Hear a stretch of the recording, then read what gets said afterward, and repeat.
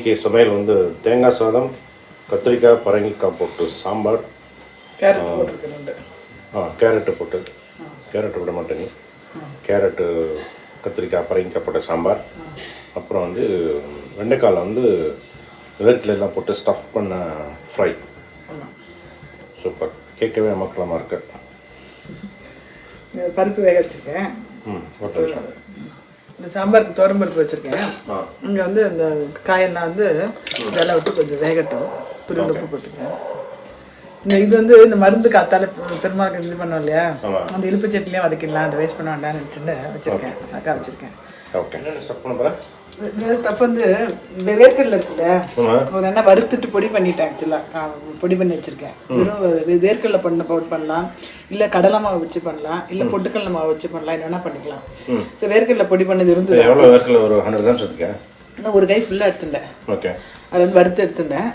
அந்த அதில் வந்து கொஞ்சம் மஞ்சள் பொடி போட்டிருக்கேன், ஜீரகப்பொடி, மிளகு பொடி, கொஞ்சம் வந்து கரம் மசாலா போட்டிருக்கேன். இதில் கரம் மசாலா வேண்டாம்னா தனியா பவுடர் போட்டுக்கலாம். இப்போ இந்த மார்கழி மாதம் சேர்த்துக்க மாட்டா சில பேர் எல்லாம்.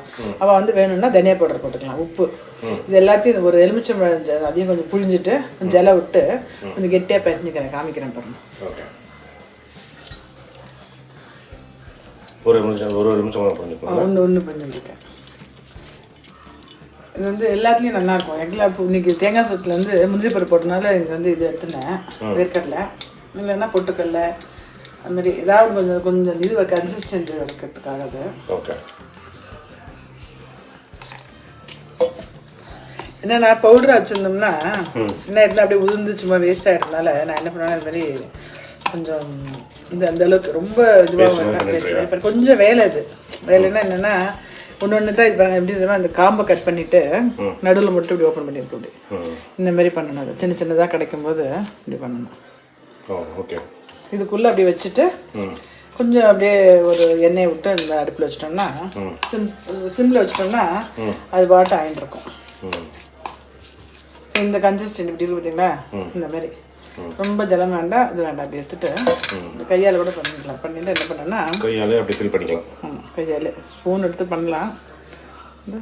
இப்படி உள்ளே வச்சு வச்சு வச்சு வச்சு வச்சு வச்சு இப்படி வச்சு வச்சுட்டு என்ன பண்ணேன்னா அடுப்பில் இப்படி வந்து இப்படி வச்சிருக்கோம்.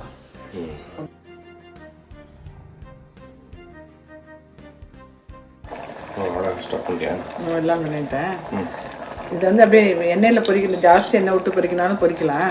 நான் இப்போ அப்படி பண்ணல, சும்மா அடுப்பில் வச்சுட்டு இப்போ எண்ணெய் இப்படி நான் 4 ஸ்பூன் விட்டுட்டு அப்படியே அடுப்பில் சிம்மில் வச்சோன்னே அப்படியே கொஞ்சம் இதுவாக திருப்பி போட்டுட்டே இருந்தோம்னா வெந்தது ஆகிடும். இப்போ இங்கே வந்து இந்த காய் வச்சுருக்கேன் இல்லையா, அது வந்து வெந்துடுச்சு. இப்போ புளி ஜலம் வச்சுருந்துச்சு இல்லையா, புளி ஜலம் விட்றேன். ஓகே,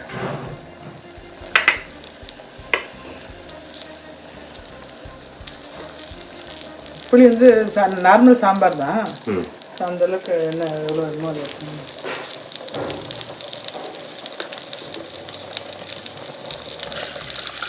புளி கொதி வந்தோடனே பருப்பு வெந்துட்டு அது போட்டாங்க. கத்தலை கேட்டுருந்தோம்ல, மேல்கொட்டை பற்றி சொல்கிறேன் நீங்களே, சொல்லிடுங்க. அதான் மேல்கொட்டை நம்ம வந்து 2-3 தடவை போயிருக்கோம்ல. அங்கே அந்த குளிருக்கு திருப்பாவை வந்து கிட்டத்தட்ட ஒரு 3-4 மணிக்கு ஸ்டார்ட் ஆகிடும்.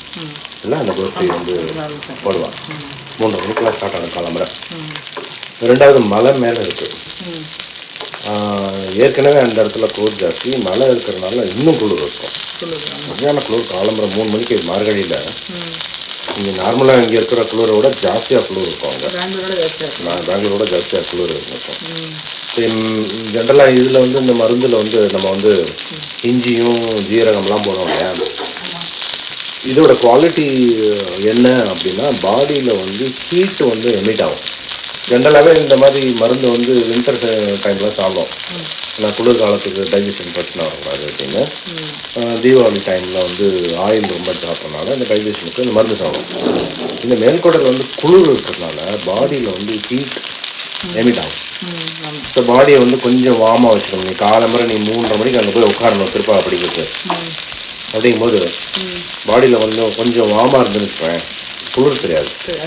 அதனால வந்து மென்கோட்டையில் வந்து போகும்போது உள்ளே வந்து சின்ன சின்னதாக உருட்டி இந்த மாதிரி மருந்தை கொடுத்துருவாங்க. இல்லை அது நம்ம போட்டிருக்கோம் இஞ்சி மருந்துன்னு, இஞ்சி ஈஸியாக அது மாதிரி எது அது முடியாதவோ இஞ்சி கூட ஒரு நாள் பண்ணிவிட்டு நெய்வேத்தியம் மட்டும் கொடுக்கலாம்ல. அது ஆமாம், முதல்ல வந்து இந்த மருந்து வந்து ஆக்சுவலாக நீ பார்த்தேன்னு வச்சுக்கோங்க, இந்த மருந்தோட வரலாறுன்னு பார்த்தேன்னு இந்த அளவுக்கு இன்க்ரீடியன்ஸ்லாம் கிடையாது. ஃபஸ்ட்டெல்லாம் வந்து இஞ்சி, ஜீரகம், அவ்வளோதான், சுக்கு.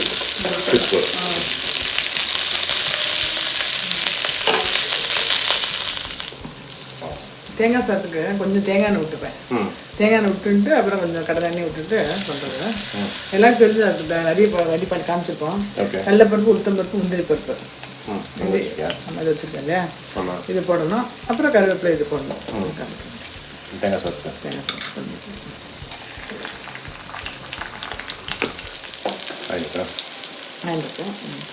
இது இப்போ மேல்கோட்டைன்னே நான் வந்தது எப்படி எங்கள் பெருமாள் வந்து அதை சொல்லுங்க.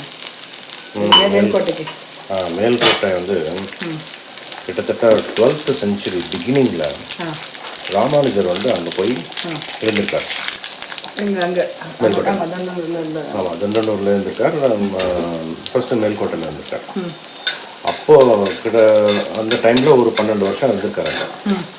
அங்கே இருக்கும்போது ஒரு சமயம் வந்து ஒரு இடத்துல அவர் தோணி இருக்கு, அந்த இடத்துல தோண்டியிருக்கார்.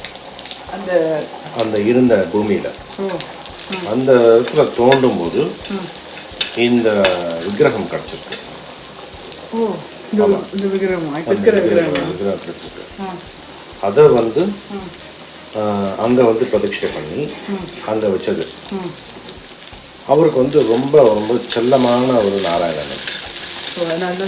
ஆமாம், செல்ல பிள்ளைன்னு சொல்லுவோம். கன்னடத்தில் வந்து செல்வ நாராயணா அப்படின்னு சொல்லுவார். ரொம்ப அம்சமான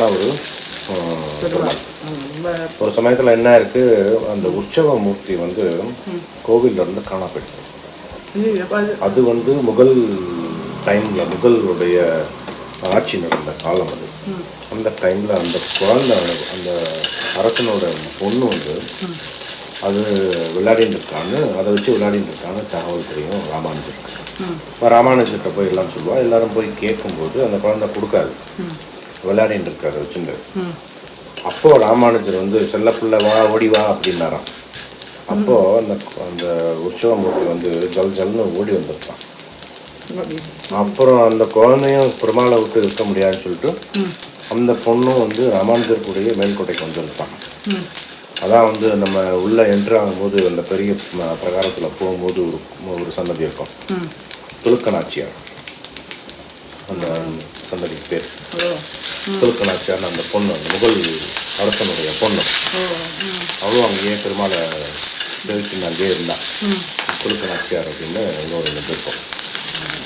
மேல்கோட்டையில் வந்து செல்வநாராயணா அப்படின்னு ராமானுஜருடைய செல்ல பிள்ளை. அது ராமானுஜரோட அபிமான ஸ்தலம். அது கோவில் வந்து தேங்காய் தேங்காய் போட்டுக்கிறேன். பருப்பு ஆயிடுச்சு, பருப்பு வச்சுட்டு அந்த இதில் கொட்டிடுறேன்.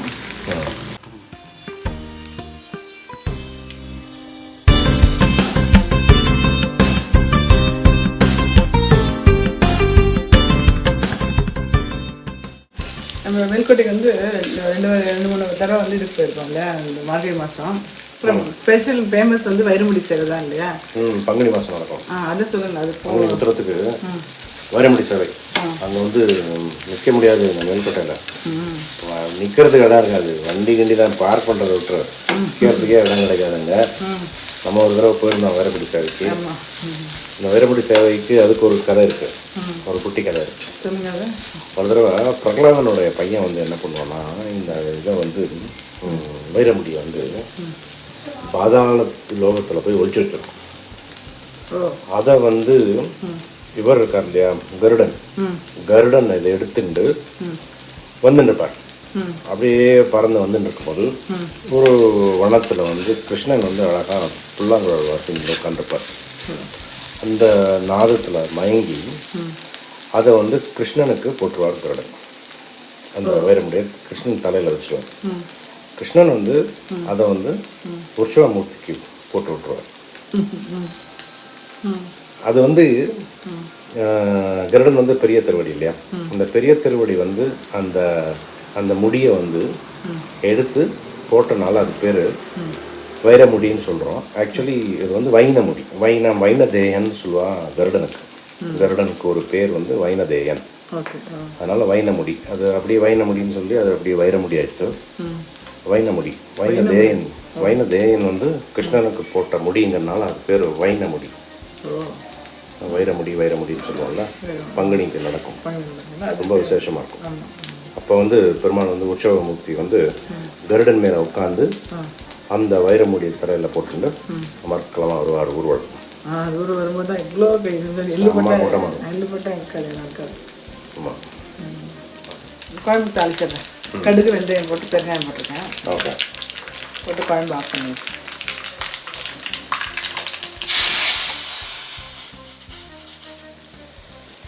அத்தாலே பொங்கல் பண்ண வடிச்சு வச்சுட்டேன்.